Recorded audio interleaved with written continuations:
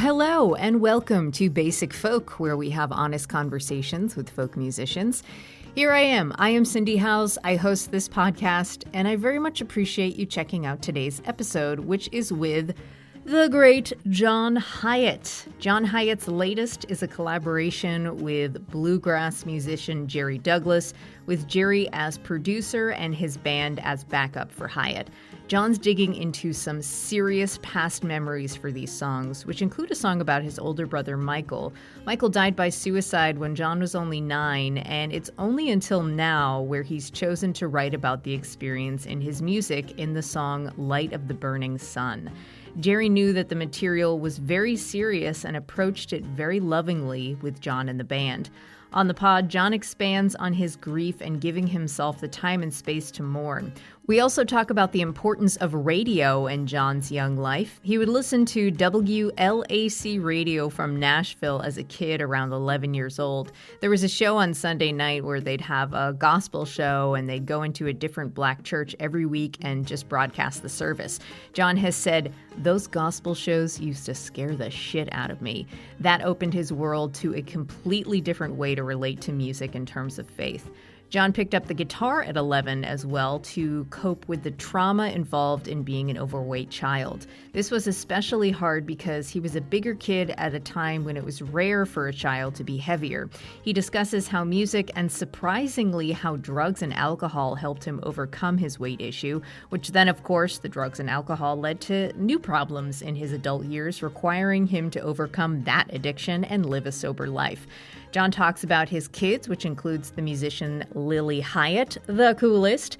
Lilly said in an interview once, "I was crying over the fact that my career seems stalled and I wasn't the flavor of the month, and Dad said, 'Lilly, we will never be hip. We're just not those people.'" John's been a steadfast songwriter since the 70s who's written many well-loved songs, including my personal favorites, Have a Little Faith in Me and Cry Love, and of course, Thing Called Love, which was covered by Bonnie Raitt very popularly. The writing on his latest album spans several decades and confronts some of his most vulnerable feelings. To be able to talk to John Hiatt about this project in particular was a sincere privilege, and I hope you enjoy. We'll take a listen to a song from John's new album. The song is The Music is Hot, and then we'll get to our conversation with John Hiatt on Basic Folk. As kids melt into the sky, you're making your moves, trying just to stay alive. And the music is hot.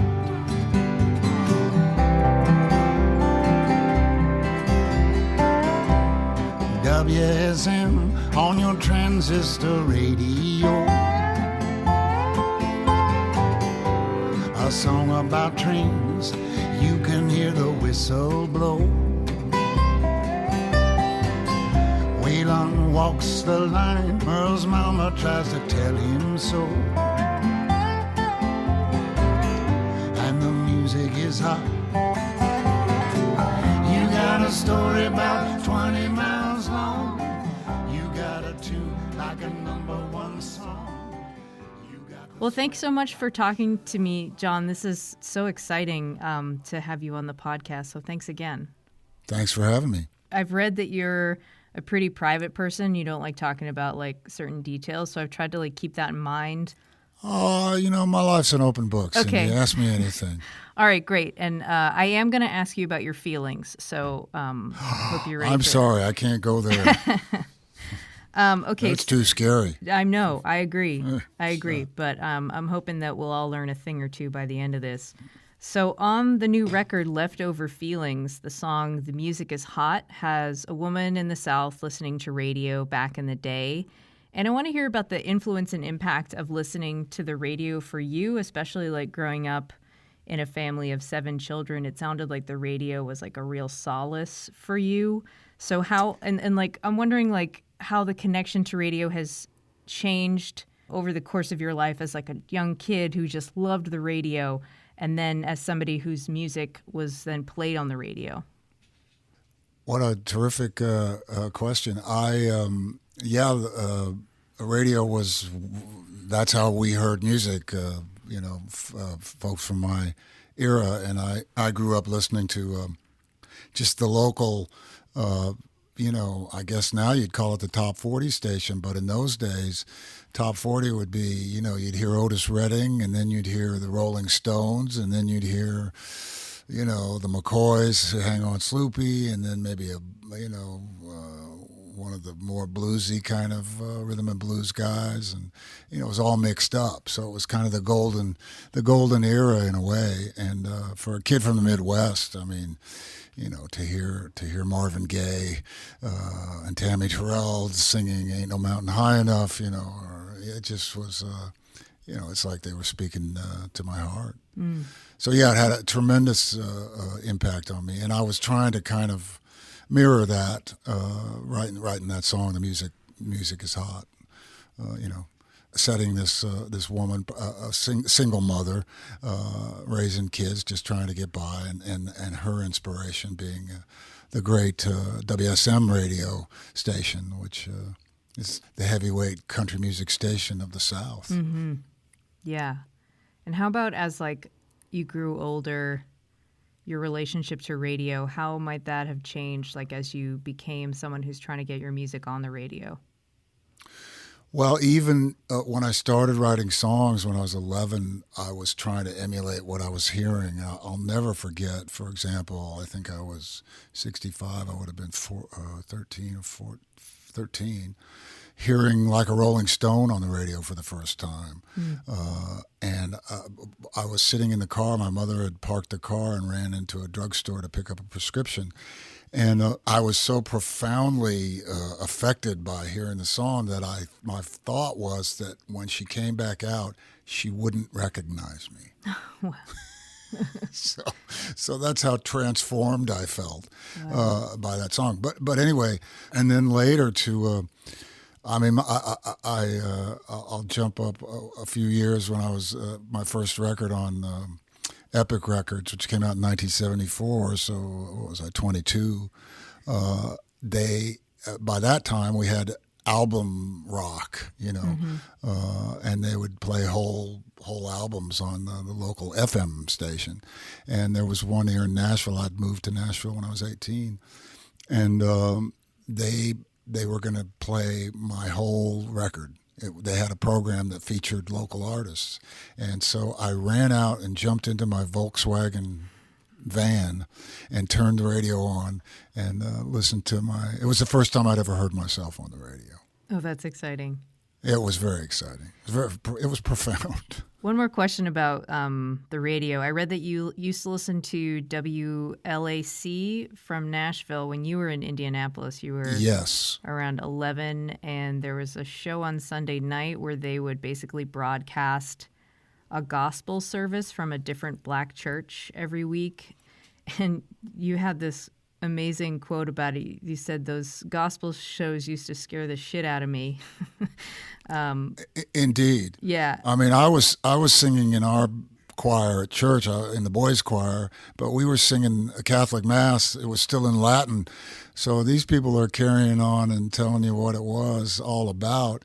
And we were singing Kyrie eleison, Gloria in excelsis Deo, which I didn't even understand. Now, I was moved by it profoundly. I loved singing in the choir. How did that music impact, that you would hear on the radio from those gospel services? How did that impact or open up your relationship to religion or to faith? Well, I think it was kind of later when I found that. Although I'm sure, I had faith in the music, and that's God enough, I think.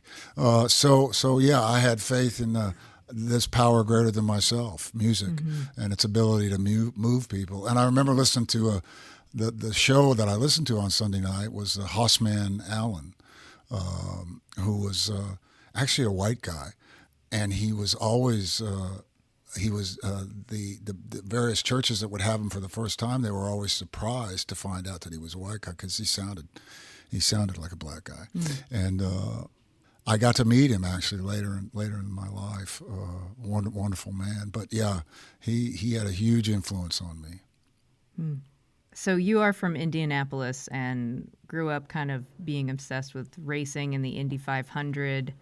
It sounds like the drivers were as much as like rock stars as actual rock stars, which is pretty cool. Yeah, definitely. And the first track on the new album, Long Black Electric Cadillac, dedicated to an electric car.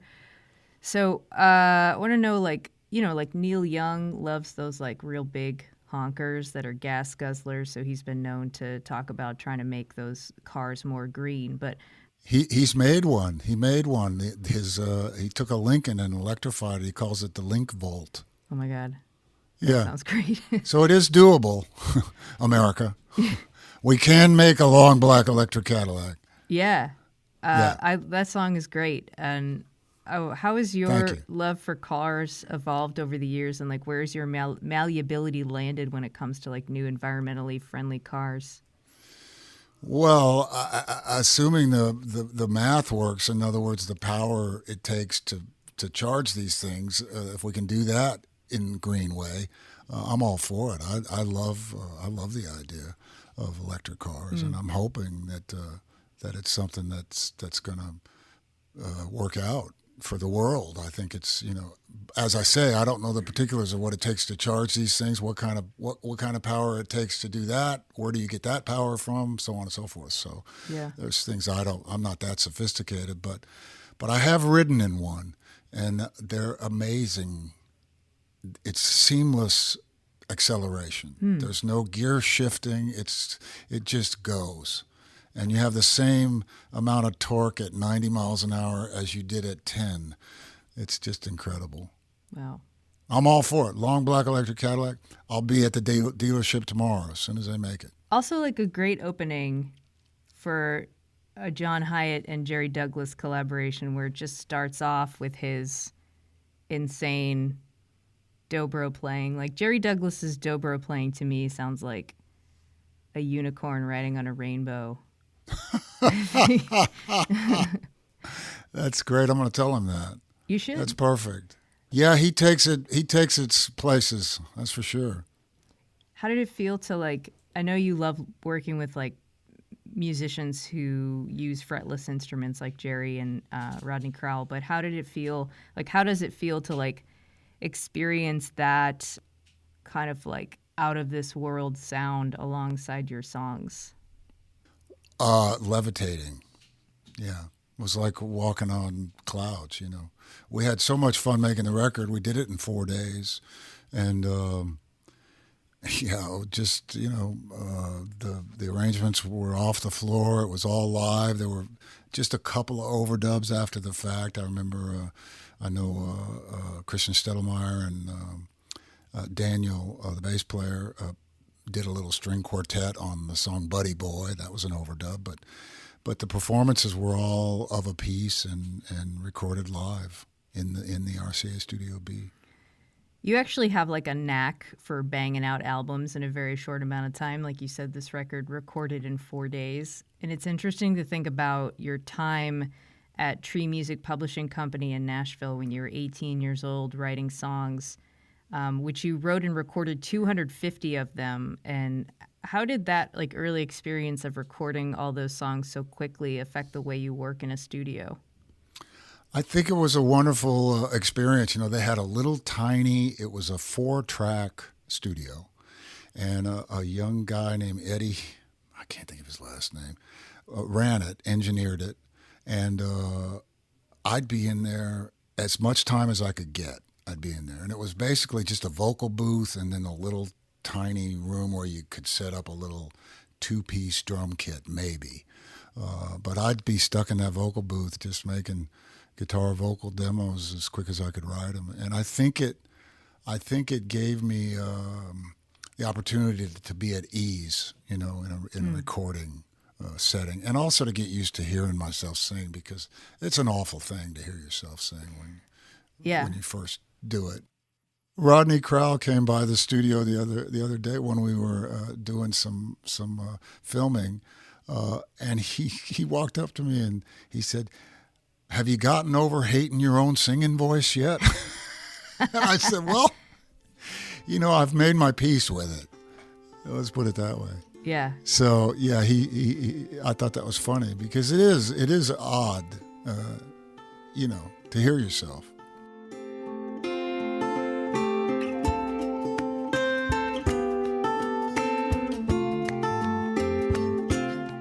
I wanted to ask you about the song Light of the Burning Sun, which is about your brother Michael's death. You said, which he died by suicide when you were 9 years old, and you said the thing about a traumatic event in one's life is that it sort of packs its bags and moves into your psyche, and so it can take some time to get over that and to make peace with that. Can you talk about giving yourself the time to make peace there and what it was like to face the grief of Michael, like before you wrote that song and afterwards? Well, it's he took his own life when I was 11, and there were 7 of us. He was the oldest, and my mother's firstborn. She adored him, of course. He worked for my father. Unhappily, as it turned out. But it's as you spend your life learning how to live, so I've spent my life learning how to live with a tragedy like that happened in my family. And you talk about the bags they sort of get packed and come along with you, and it's kind of what you have to do is sort of start unpacking the bags as you go along, and as you're ready and willing, and however much help you can get or need, and take a look at the clothes that are in there, and what fits, what's you you can wear it, and what's grief is, it has its own schedule, so. It can take forever, and it's okay. But it was great to finally write a song about it, and it's a very factual, just an accounting of what took place, and it kind of came out all in a piece, as I recall. I wrote it, I don't know, a year and a half, 2 years ago, and so I was there was a great deal of relief to just getting it down.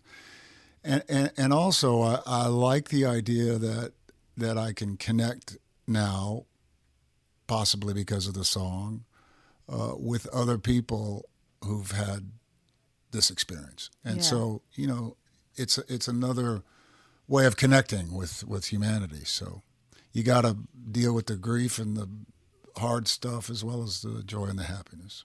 Definitely. And I think that's like one great service that artists and songwriters give to us, is that you are able to put your feelings out there in a way that makes us feel less alone. So I'm sure it's much appreciated.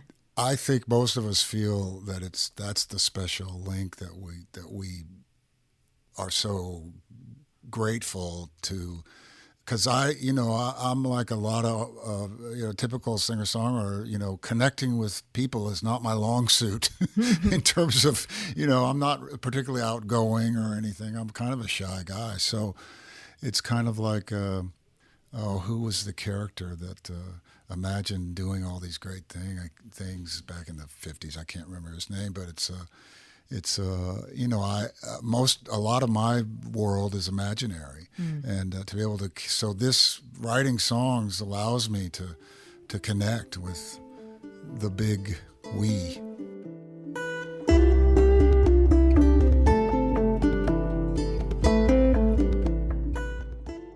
I have one more question about that song, and then I want to ask you more questions about your songwriting.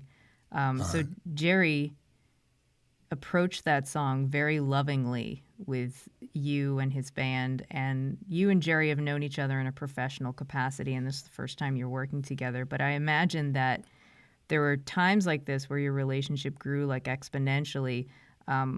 So what did his approach mean to you, especially on that song, and how do you think that experience deepened your friendship? Well, I think you hit it on the head. We've known each other professionally, but we're just now actually becoming friends through working on this record. And I was so touched with the kindness the way he handled the song, and urged me to record it. I didn't even want to record it. You know, I was a little leery. I said, Jerry, geez, this is so dark, you know. And he said, no, people need to hear this. You know, he was encouraging. So it was a very loving, kind thing for a friend to do. That's what it felt like to me. And when you are writing your lyrics, I have heard that you write the melody first and the lyrics kind of like reveal themselves to you while you're messing around with the music. Like you said, you've just got to jump inside and take the ride. So given that, what has that taught you about processing your feelings and experiences through songwriting? Well, that's the well. You know, you go to when I've got a little chord pattern and a melody maybe that I'm goofing around with, and a rhythm gag. You know, it's a lot about the rhythm too that kind of dictates. And then it's like you might even in singing nonsense. Oftentimes I'll sing a line that makes sense, and I'll go, oh, that's what I'm going to write. That's what this song's about. You know, so that can happen, but yeah, it's. I'm sorry, I lost my train of thought. Just thinking about how the songs, the lyric allows me to connect with. It's not just my feelings. It's you know. It can be something I've read or a story that was told that I'm retelling. You know, stories is what we have as human beings. You know, 'twas always thus. I mean, we've told stories since the beginning of time. So it's just it's the same story probably. We just retell it. Yeah. You know. The fish gets bigger or smaller, but, you know. One of my favorite songs of all time is Cry Love. In the lyrics, it sounds like, so I was listening to it today, and after like reading all of your history, correct me if I'm wrong, it sounds like you are taking responsibility for your part in something and pointing out your shortcomings. Does that sound right?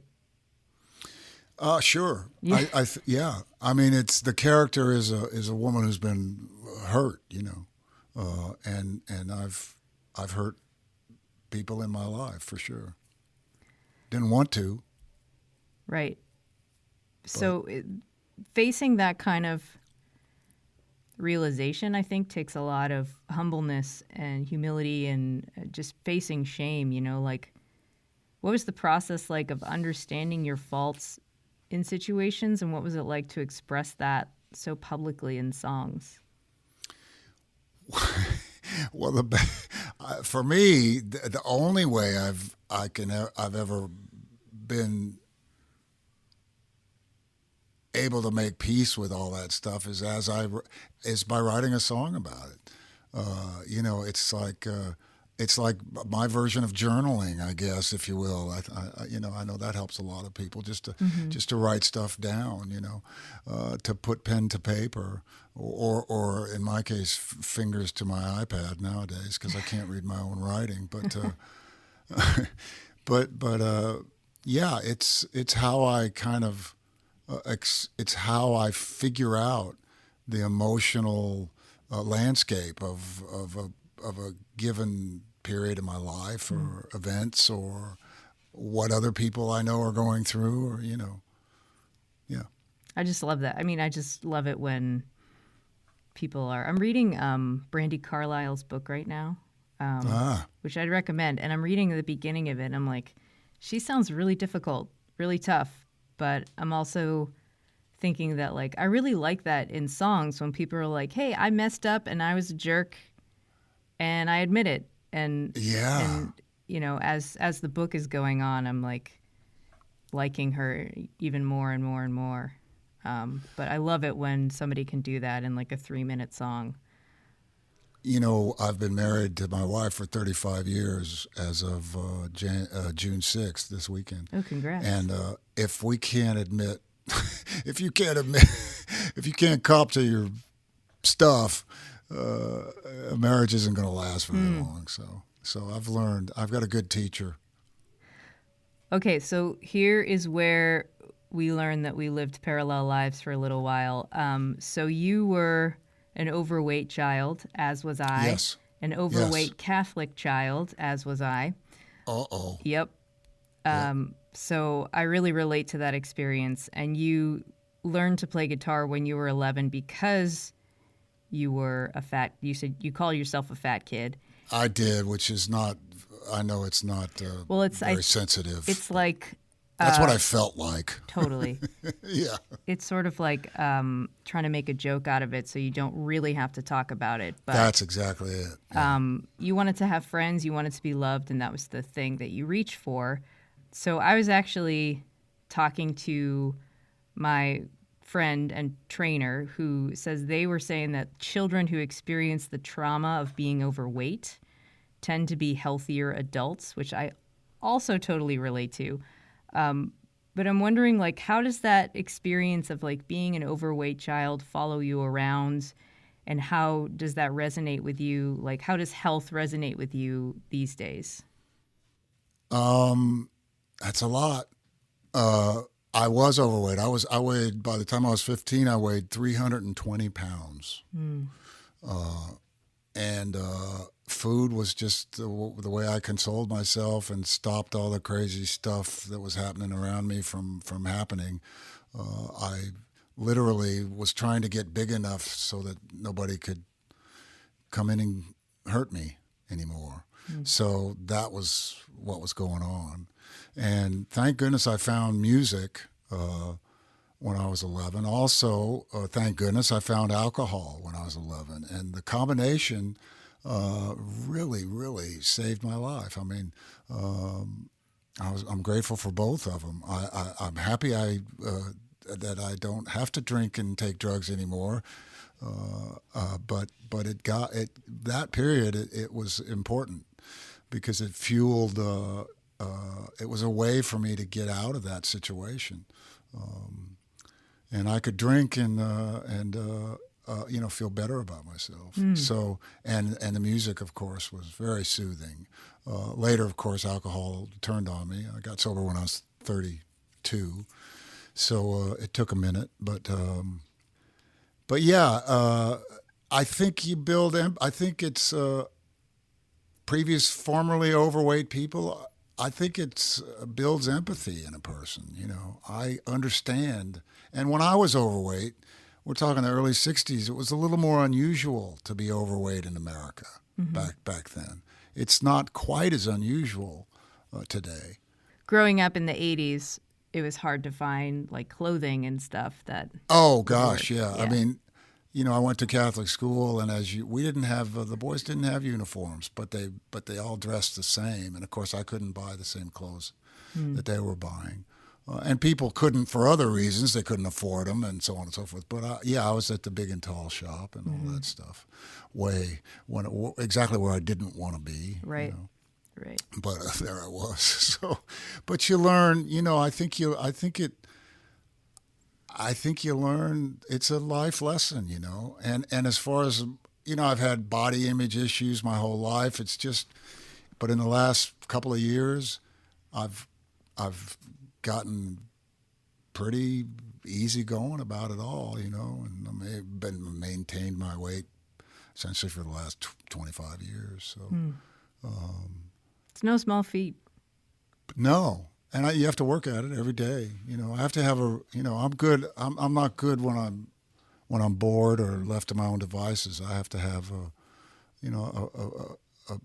kind of things that happen to every day in a little bit of an order, so that I can, you know, I feel comfortable that way. Your daughter Lilly Hiatt is a really successful and very cool musician. And you were a single dad with Lilly for a short amount of time, but I was wondering if you could talk more about your connection with her, you know, keeping that in mind when she was growing up. Well, she lost her birth mother to suicide in 1985. She had just turned 1 year old. And I subsequently moved, she and I, to Nashville. And I was within the first year of being here. I met my my wife, I was the last person on earth looking for anything like a relationship, much less getting married again. But it was meant to be. So, and my wife had an 8-year-old boy, my stepson Rob, and Lily was 2 at that time, and we were married in 1986, and it was as if, we were kind of guided. Almost like, somebody was saying, you guys apart, I don't know if you're going to be able to pull this off, raising your kids apart. But I think if we put you together, you got a crack at it. So that's what happened. And 2 years later, we had Georgia Ray, and these kids are amazing. They're the finest people I know, and they love each other. That doesn't always happen in a blended family, I'm told. So we were delighted at that, and every time we see them, they're just delightful people. We're very, very proud of them. Yeah, I read this really great interview that you and Lily did together, and she said, "I was crying over the fact my career seems stalled, and I wasn't the flavor of the month. And my dad said, 'Lily, we will never be hip. We're just not those people.'" Yeah. What did you mean? Yeah, by we're that? not. We're not, and it's just fine. Yeah. When did you reckon with that, and how did it feel to draw that conclusion? Oh gosh, I guess it took time. I'm hopeful that I can say sometime in the last 20 years the penny dropped, and I just kind of it's okay. I get what I do, and I'm very happy to do it, and I feel grateful to be able to do it, and that's what it's about, at the end of the day. So, yeah.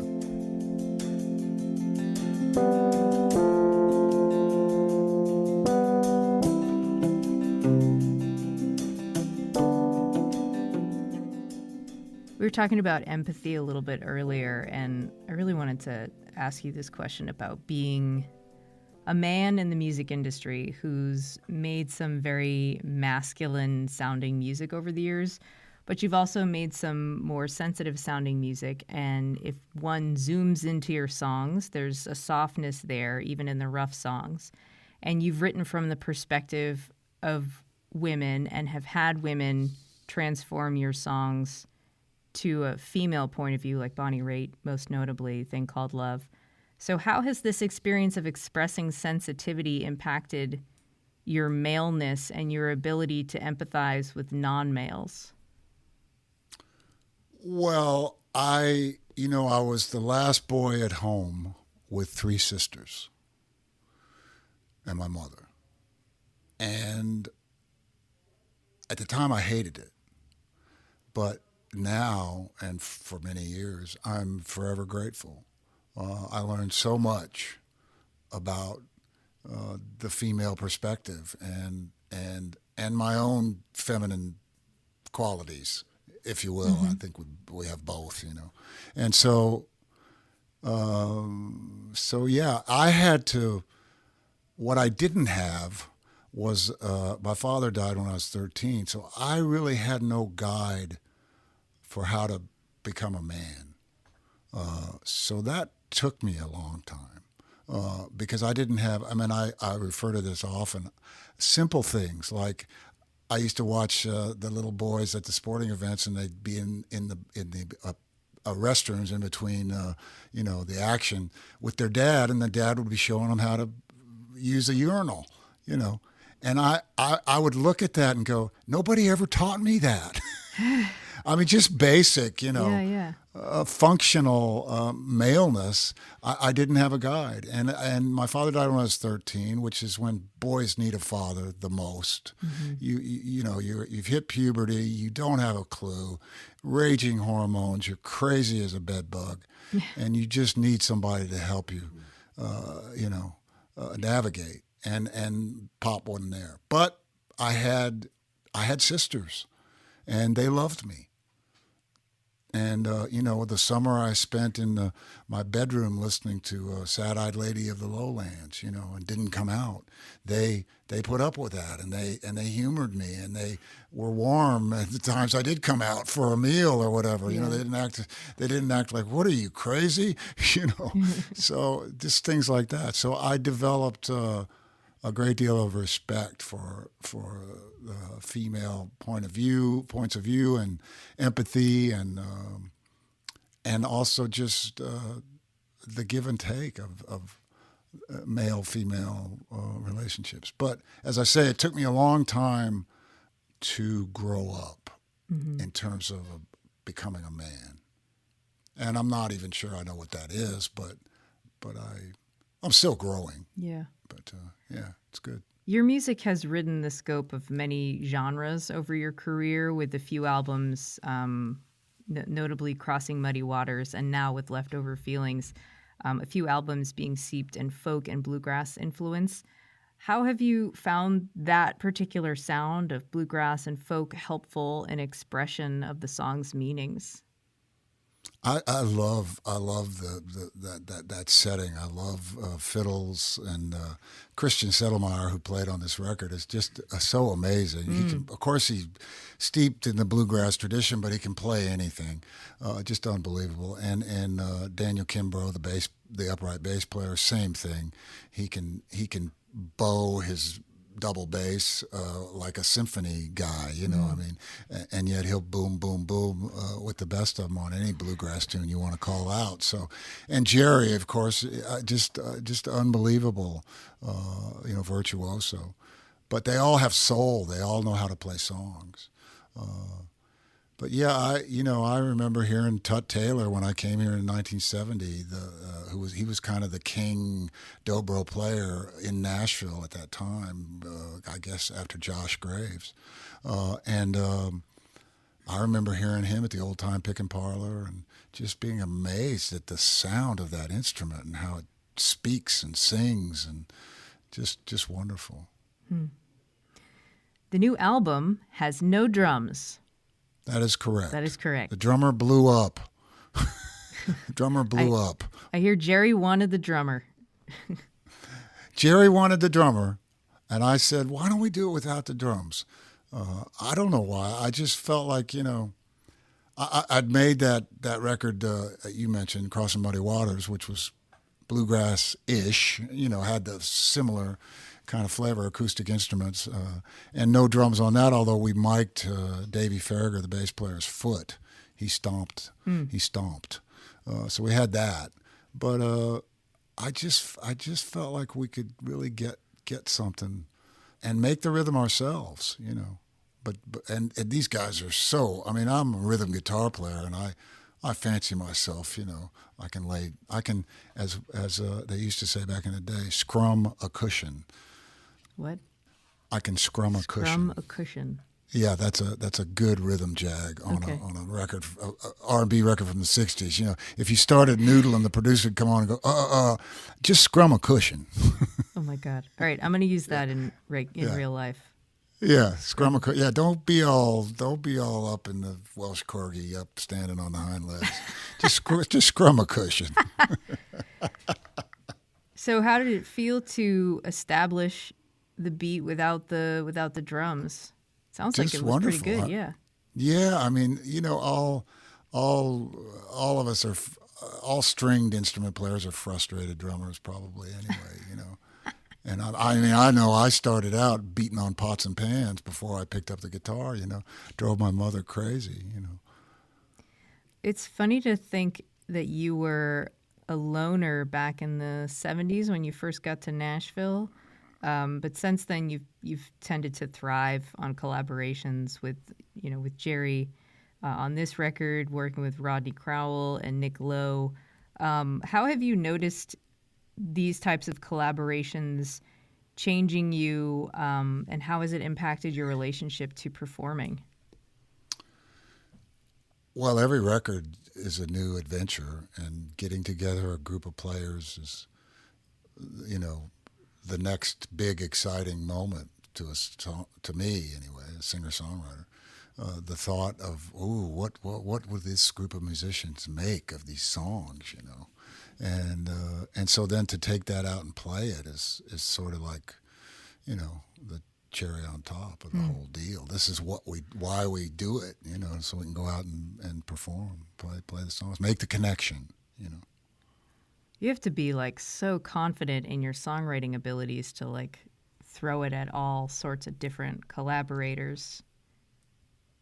Well, I've been really lucky that you know, I've been able to play with some great players, and that's just most of the time I'm scratching my head going, how did I land in this tall of cotton, you know? So Probably from I'm always scrumming the cushion. Kind of scrumming the cushion, I guess.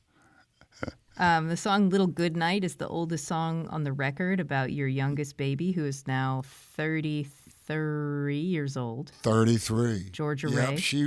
She was one of those what they called colicky babies. And yeah, we nearly lost our minds. And but finally at about 3 months she started sleeping. It's like a switch went on.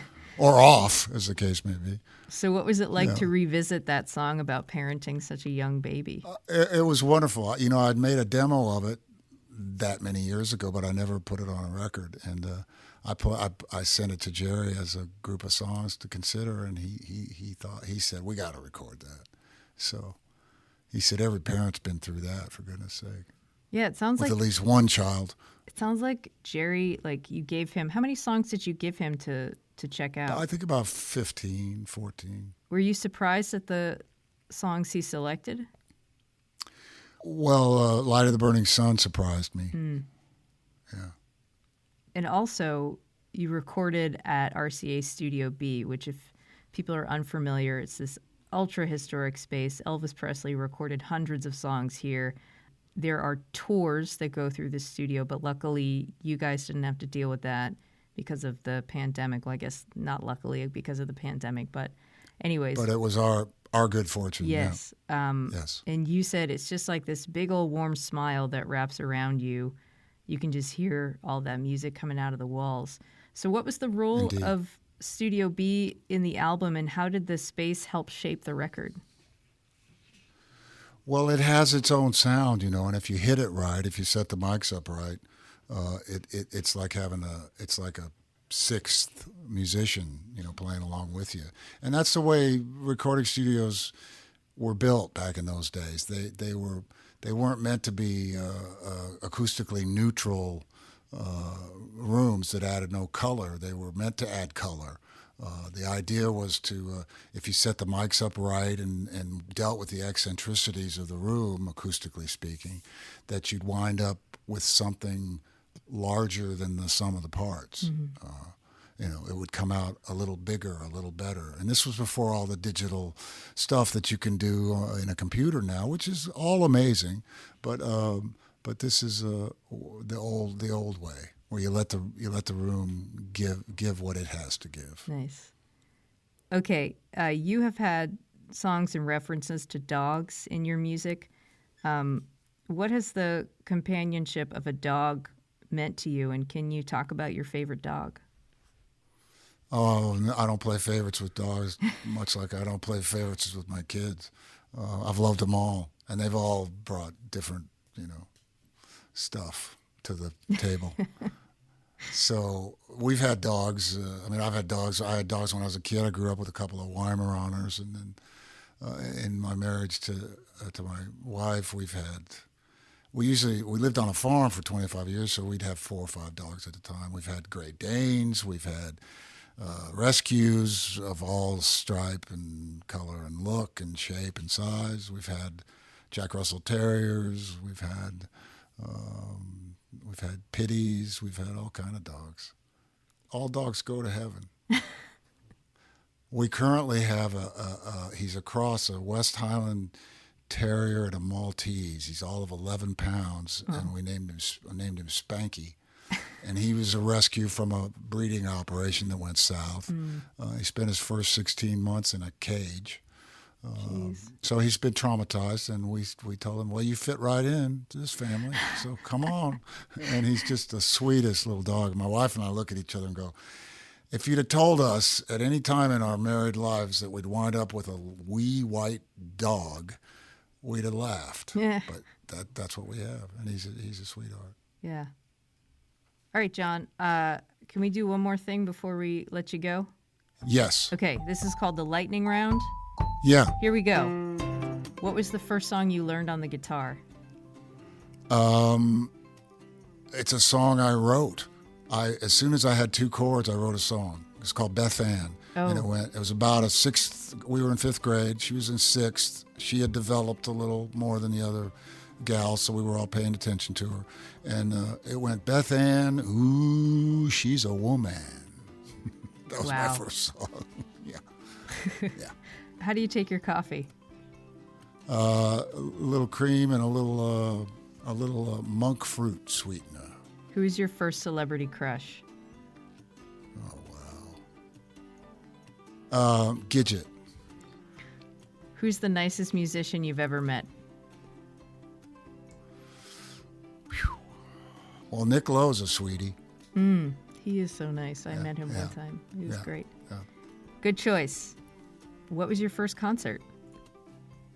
The Yardbirds What? at a 100-seat club in Indianapolis, Indiana. Wow. And it was either Jeff Beck or Jimmy Page on guitar. I think it was Jeff Beck. And, over, under, sideways, down. What was the last book you read, or what is the book you're reading right now? I'm reading a book that's not in front of me, but it's a mystery by a Scottish writer, and it's just marvelous. And I wish my poor brain. It's great though. Beatles or the Rolling Stones? Oh, Rolling Stones and Beatles. How can you choose? Good point. Would you rather be able to fly, or would you rather be invisible? I'll take. I'd love to fly. That'd be spectacular. Okay, this is the last question. Okay. Where is the most beautiful place you've ever visited? We were up on a mountain in Switzerland, did a show, and I can't remember the name of the place, but it was spectacular. The most beautiful views I'd ever seen. Yeah, so somewhere in the Swiss mountains in the summer. In the summer. Good.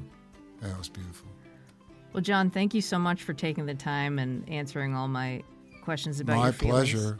It was fascinating and wonderful. Thank you, Cindy. I appreciate you. Thanks. Yeah. All right. Take care, guys. Bye.